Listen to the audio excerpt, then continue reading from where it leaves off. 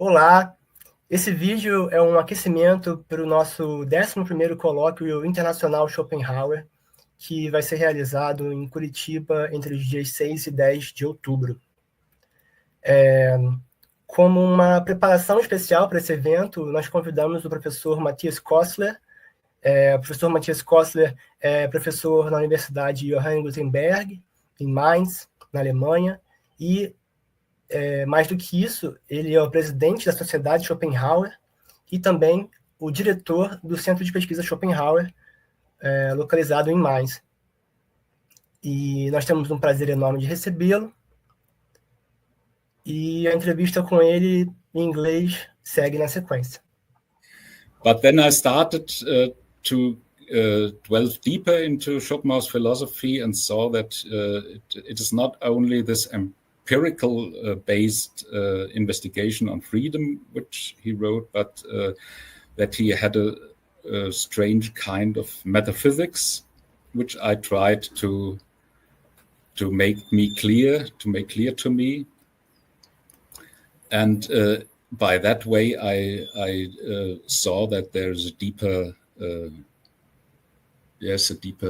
significance of Schopenhauer's philosophy than I first thought.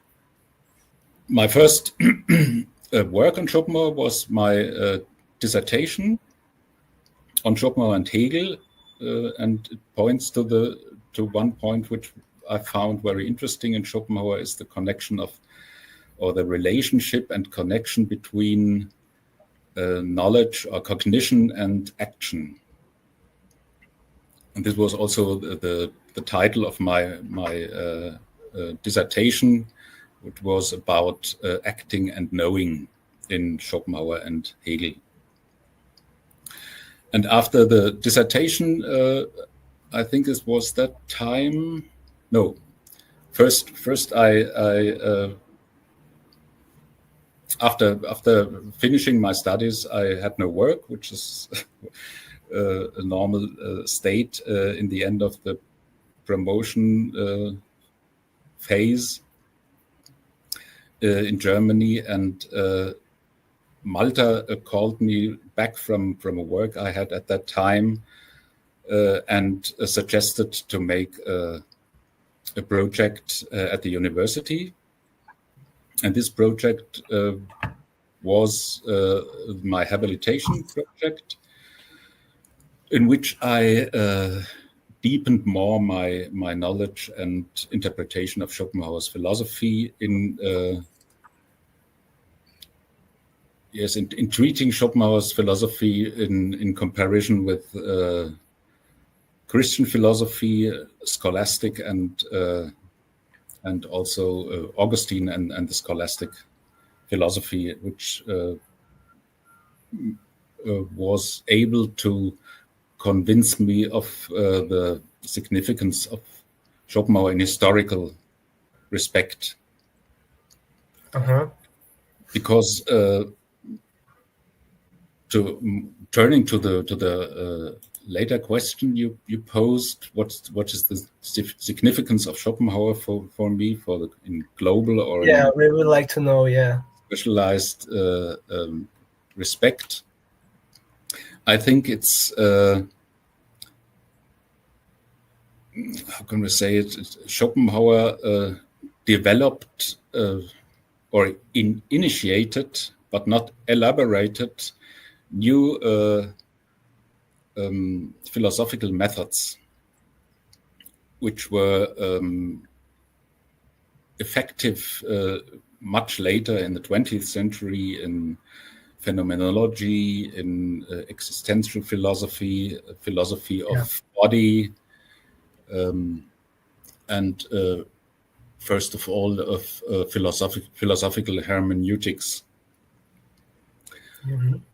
And I find until today this initiation of these lines, which were effective in the next century, very interesting in Schopenhauer. And it also fit to my first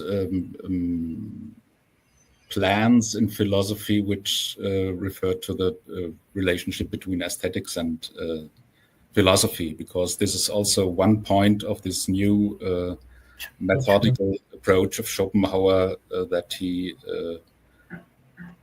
at least at the first time of his writing, thought that philosophy was, or the method of philosophy should be art. Yeah, true. In later writings, he turned back to more science-orientated philosophical method, but this is connected with his development in this sense. And the reason why he had to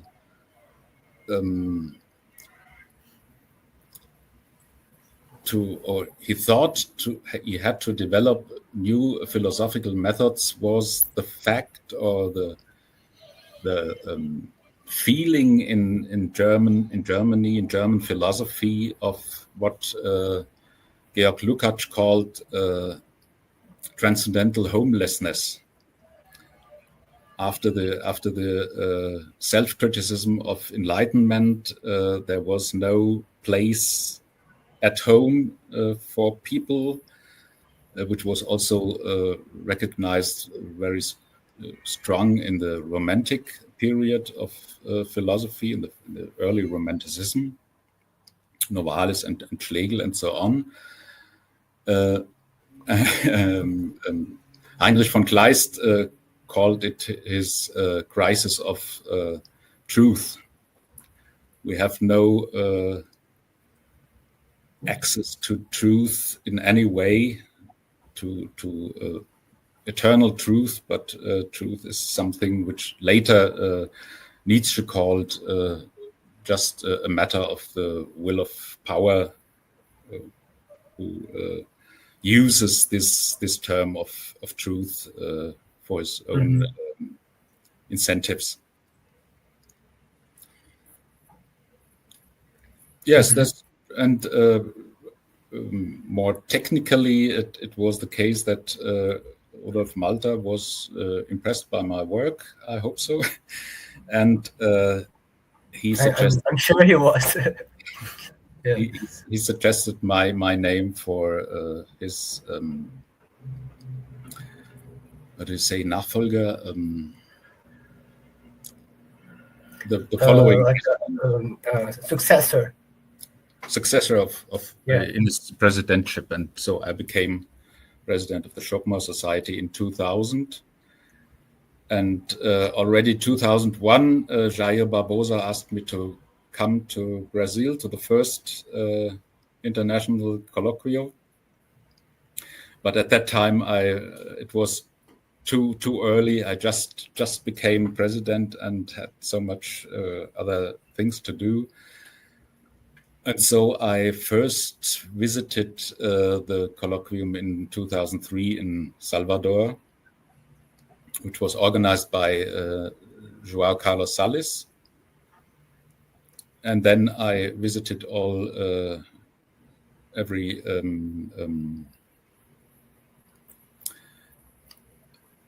how do you say, every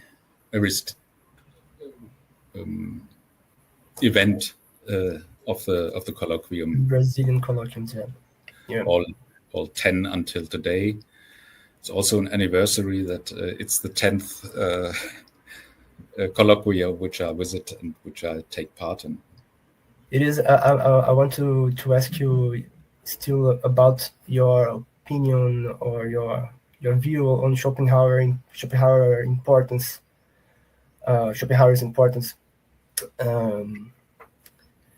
Because something that's very much emphasized nowadays is global philosophy. I think it's something that's each day more the urgency of coming to an understanding of what would be a global philosophy, at least in my opinion, is each day higher, this urgency. And I think that Schopenhauer, as a as a great philosopher that he is, he made somehow the difference in thinking philosophy as a global phenomenon. So yeah, based on this, I would like to ask you also, what do you think about it? What do you think that Schopenhauer has to contribute in a global level?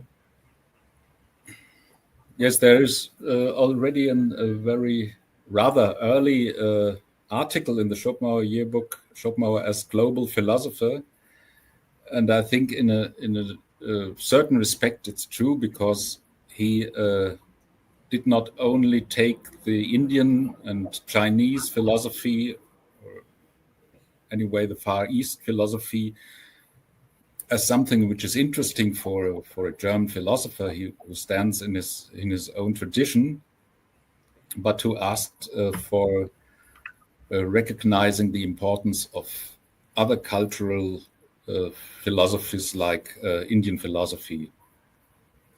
If he really did is another question, but it was his intention, at least, to learn from other cultures, and not only to have them as an object of his of scientific interest. Yes, and maybe I would like to know if you agree with me, but yeah, because Schopenhauer talked mainly about the Asian thoughts, the Asian cultures, but in some way, his transcendentalist view allows for other cultures to be integrated in this view somehow. After all, we are studying Schopenhauer in Brazil and making our own connections, for example, to our own problems and so on. And would you agree with that Schopenhauer's philosophy is it's useful for integrating cultures in general around philosophy?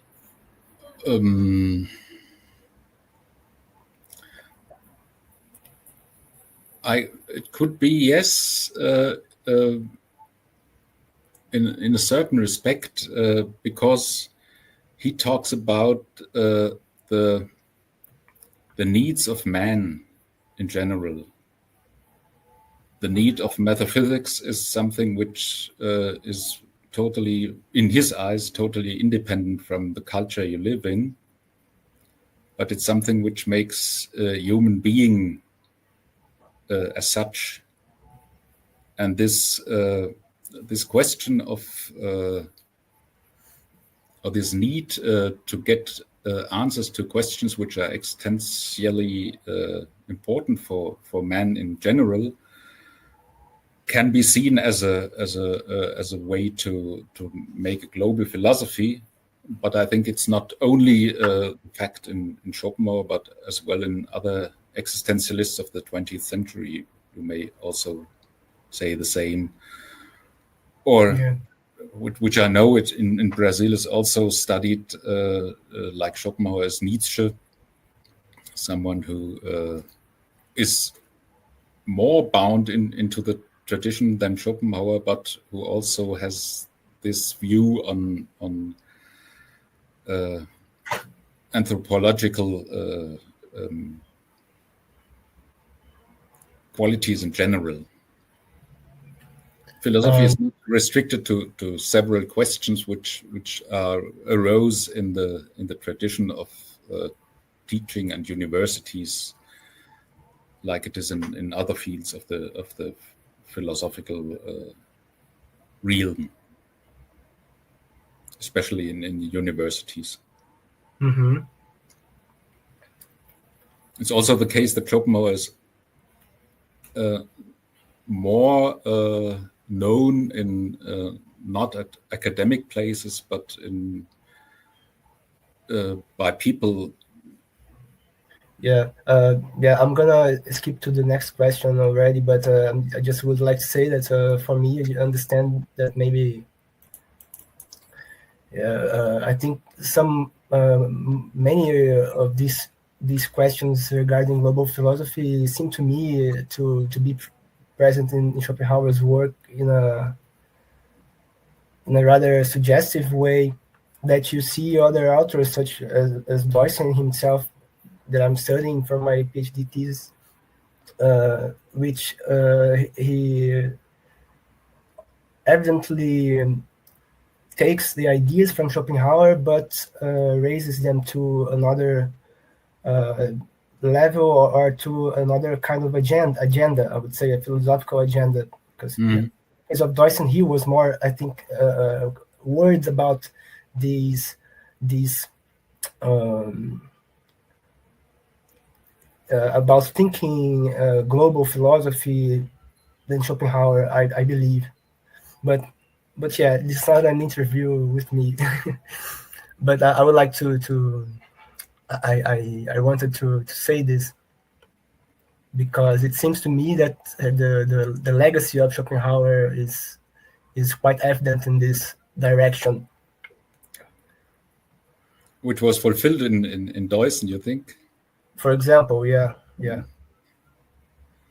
Yes, I in your question I heard your interest in Deussen.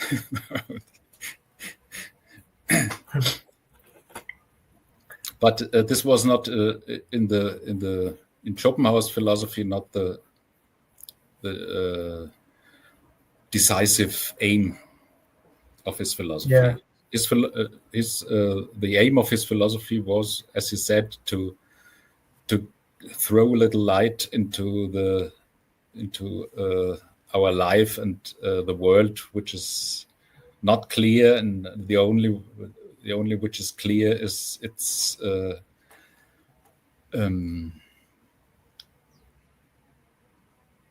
vanity and its being nothing worth.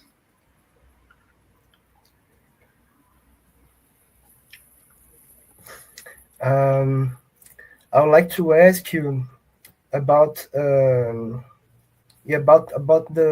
Brazilian research. You are the president of Schopenhauer Society and also the director of the Schopenhauer Research Center, the Schopenhauer Forschungsstelle, and you have worked with people internationally cooperating in this research on Schopenhauer, and you have welcomed many Brazilians there, and you also have seen they go into other places like Lecce and so on. So I would really like to know from you if you have what's your opinion about the Brazilians, about the Brazilians' contribution to this research. I guess that each country tends to have its own characteristics, or so that's what I would like to ask you. What do you think has been the most special contribution from us? I think it's not necessary to have a special contribution. I want to say that in Brazil there is a main place of Schopenhauer researches. The colloquias are unique in the world, and they are the biggest events on regarding Schopenhauer in the world. And so from this point of view, Brazil is a very important land for Schopenhauer research. It's much more than in Germany. In Germany, we have such huge conferences only on occasion of an anniversary, I think two or three times. And in Brazil, you can manage it all 2 years. Now, in this case, every year to make such an event. And this is really fascinating. And I think the USA are also now at the way to become more important in Schopenhauer research, but I think it's still a step behind Brazil. And regarding the scholars from Brazil who visited, or students who visited the Schopenhauer Research Center, I think it was more than 10 fellows or students which I had, which I could welcome here in Mainz, and this is very, very stable or continuous connection which we have with Brazil, and that's a very good development, I think. It's very interesting how Brazilians are interested on philosophers, even though here in our country we don't have a special circumstance or special conditions for the ideal conditions, I mean, for studying philosophy. So it's we wouldn't say at all that here in Brazil it's easy to study philosophy. So it's interesting it's interesting to see that the Brazilians are even then engaged in studying philosophy. Yeah. Yes, that's also nice to see. And I think there are some regarding the contents of philosophy. There are some special points in Brazil. They are interested in, especially regarding the Schopenhauer's philosophy, in that what is called the left, the Schopenhauerian left. Yeah, true. Political circumstances, and also in the relationship between Schopenhauer and Nietzsche, and Schopenhauer and the Frankfurt School. I think these are three main points which are interesting in Brazil. But nevertheless, there are. And it's a way of resisting somehow when we study Nietzsche or Schopenhauer. It gets at some point political eventually, because of the conditions we have here. I think that's what I would say about it. Yes, but it's interesting that Schopenhauer is a more known as a conservative philosopher. Yeah. That the interest in his other side, so to say, is perhaps more interesting than the Frankfurt School itself, or Marxist philosophy in that case. I think this is something which is more engaging to think about different ways of philosophies. And it's also good to see that in the colloquia, these subjects are in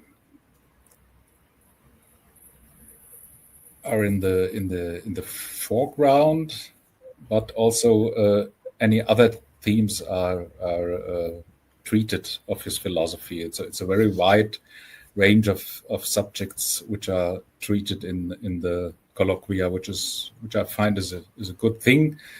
Mm-hmm. Even if sometimes you think, for example, I saw the program now from the current colloquium, which has the title Schopenhauer and German Philosophy, but I think only in the first day there are papers concerning the German philosophy, and in the other case it's general subjects of general themes of Schopenhauer's philosophy. I would like to ask you now, it's supposed to be the last question, but anyway, not necessarily. But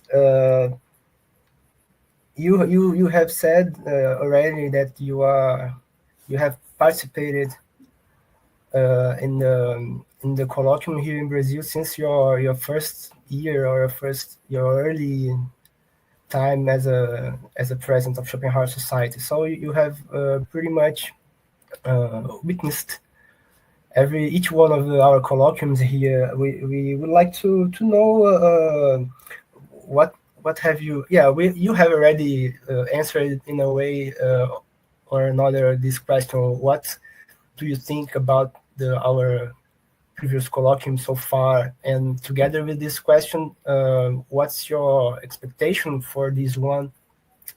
And this would lead us to our last question, which would be if you can talk a little bit about your future lecture in the colloquium here. We would like to know if you have the material or. Yes.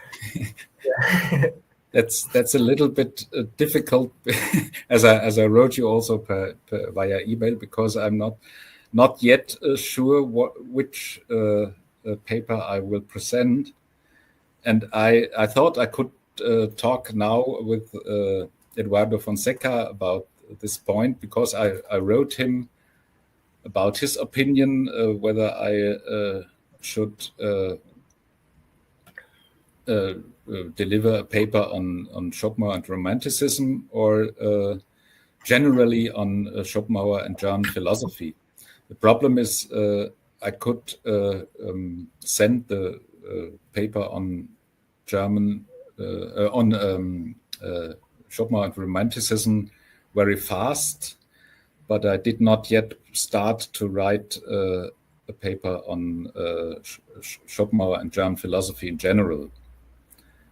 So I'm not sure if Eduardo wants to make a translation of my contribution, or. Yeah, I guess we are going to translate. At least this is the plan. So I should take the paper on Romanticism, which I think is a good point, because Romanticism is if you can talk about philosophy of Romanticism, it's something which is called characteristically German. It's something which is only in German and in no other country in that way treated as a philosophical. So you talk, Romanticism as a German phenomenon. Here in Brazil, we don't study this current so much, as far as I know. It's not the Romanticism here in Brazil, as far as I know. It's not so normal to see the Romantics being taught as philosophers. Yes. I learned it almost by coincidence. Okay. At some point, yeah. I'll write Eduardo once again, and we will clear it up. I saw this. As I told you at the beginning of our conversation, that Romanticism is, like Schopenhauer, a phenomenon of the end, or the change from Enlightenment to a kind of modern philosophy, which is based on not on eternal truth and progress to more wisdom, but which is more pessimistic and looking for other ways to come nearer to truth, but not to follow it just in the way Enlightenment does or did. Mm-hmm. And this is, I think, is the point in which Schopenhauer and Romanticism converge. Even if Schopenhauer was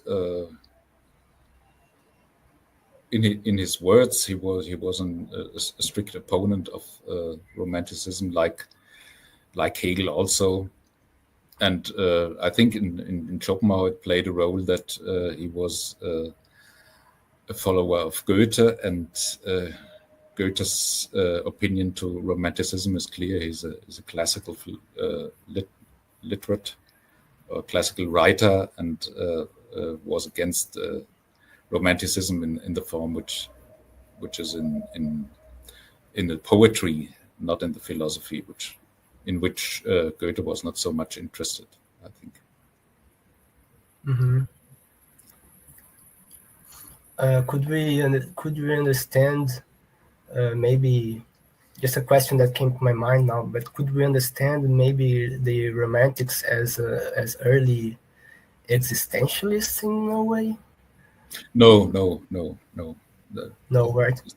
I didn't want to say that existentialist, but they are in Romanticism. Art plays the main role, not existence, but of course the art is a way to handle with problems which arise from this what Lukács called the transcendental homelessness, and so it has an aspect which congrues also with existentialism, but they were not using existence as a philosophical point. If you want to talk it to express it by the name philosophy, because philosophy and poetry are the same in Romanticism. This is one of the main points, that philosophy and poetry coincide in a way. Mm-hmm. And of course, in poetry, suffering always has a place. In this sense, also, metaphysics is poetry. Yes, in a special sense, I think they wouldn't have called it metaphysics. Schopenhauer calls it metaphysics, and I think in Schopenhauer it's not art which is metaphysics, but metaphysics is something which can be treated in a special way of philosophical methodological way, which refers at least to scientific method in a new way, what he intended. Let me ask you also, when you present your paper about Schopenhauer and the early Romantics, which authors more specifically are you focusing on from the Romantics? I'm focusing on the early Romanticism because this is the only part of Romanticism which has some philosophical approaches. In the other case, the romantics of the second and third period are only poets. They have written no philosophical writings. And in this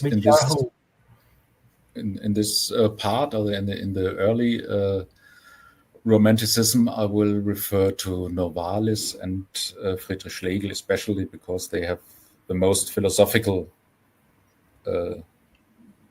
approaches or philosophical writings which can be used. That does not mean that there's no philosophical ground or base in the writings of the Romantic poets, but you have no explanation of that.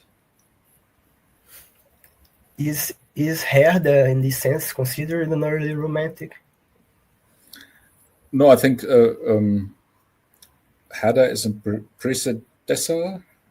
How do you say? Predecessor. Predecessor of Romanticism, a very important one, but he himself was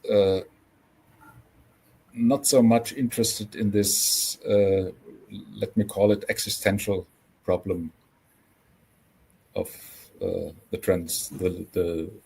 loss of transcendental base, or transcendental ground.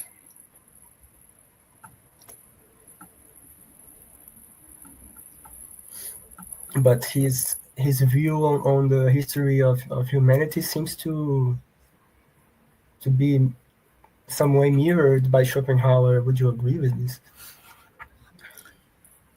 I think Schopenhauer would say that this history of man, or these ideas for history of man, as he called it, is an optimistic way to treat the history. And I think Schopenhauer would not share this.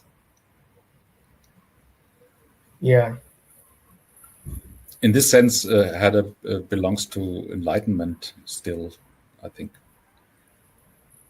What would you say to the students who are interested in Schopenhauer and somehow hope or dream to study abroad? Would you have some advice or something like? This question was not in the script, but I bet that there are many students that make themselves this question about what to if it makes sense to expect to research abroad or if it's I think this is mainly a question of money. I think. Of having a scholarship to seek for a scholarship requires I think a lot of energy and will and luck also. And luck, yeah. I think the Schopenhauer Research Center, as long as it exists, will be open for interested scholars or students. But we are not able to give us financial support to this. This is the problem, I think. Yeah, of course. Provided this financial support, which kind of structure or which kind of thing the student can hope to find there? That's more or less what I want to ask. Which advantages for their study they can find here? Yeah. Yes, at first time they can have literature. They can have supervision by me, and I hope by others in future. And I don't know how it will proceed next year, because next year I will be retire. I will retire. But at least the next years, I will stay at the university, I think, if it's possible. And even if it might not be possible to take doctorate candidates, at least I can supervise and give my how do you say?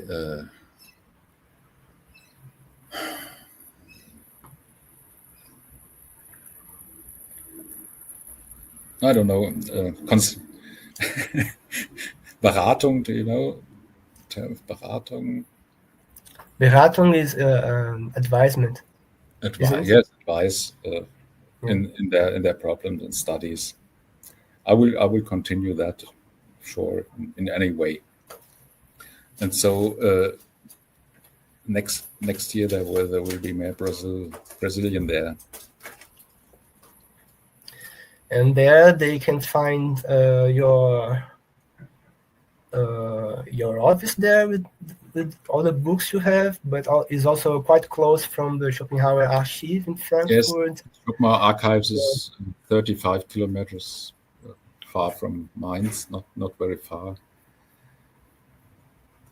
And we have our own library and a collection of literature, which is not concerning books but papers, collection of papers, and there are many things there that are not exactly easy to find anywhere. I found, for example, that how can I say, that kind of manifesto from Deussen about the philosophy examination, the obligatoriness. No, is it the word? Yeah, about philosophy examination being obligatory for the natural sciences and mathematics. Anyway, but I found this paper there, and this was I couldn't find this anywhere else. And there are a bunch of other examples there, I'm pretty sure, which makes it very, very interesting to have the opportunity to take a look in the material there. And I could also add that at the university library here in Mainz, we have a very good collection of Schopenhauer titles.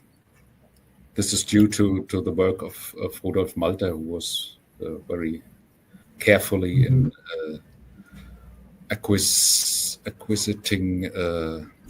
literature on Schopenhauer, from Schopenhauer, and so on.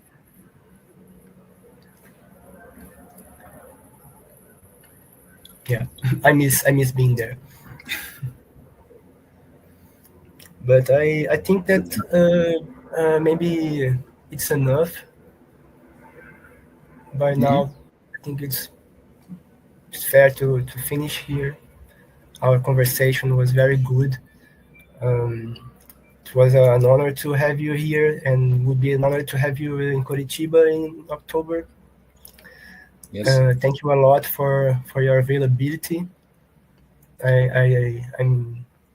I'm sure that many students are gonna watch it and take useful information for them from this conversation. That was the purpose.